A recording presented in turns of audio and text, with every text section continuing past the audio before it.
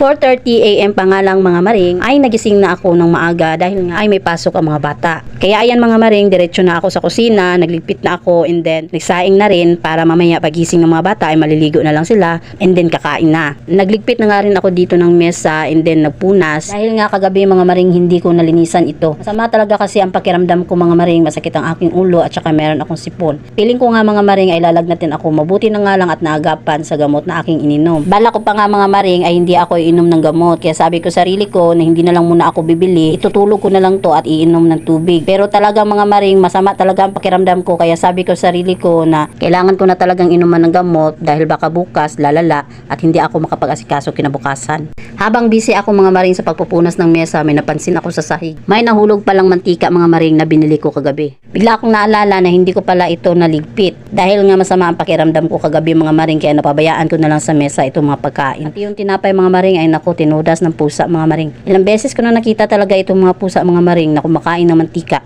Iwan ko ba bakit pati mantika ay kinakain nila. Actually mga maring, itong mga pusang to ay hindi po ito sa amin. Yung iba po ay pusang gala at yung iba naman ay merong may-ari. Itinapon ko na nga pala yung tinapay mga maring dahil meron ng kagat ng pusa. Kaya mga maring, niligpit ko yung basurahan at nilagyan ko ng panibagong supot.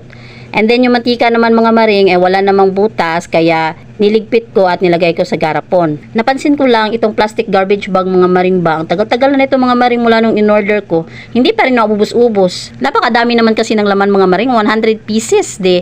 Talagang matagal maubos mga maring as in. O sine, singit ko pa. Baka gusto nyong umorder mga maring, ilalagay ko lang sa comment section yung link. Anyway mga maring, may iba naman tayo no, naghilamos na tayo dyan dahil medyo mapawis-pawis na ang aking mukha dyan. Alam ko madaling araw pa mga maring, pero mapawis-pawis na dahil nga dami kong ginawa. Mga ilang minuto mga maring, nagulat na lang ako kasi may biglang yumakap sa akin.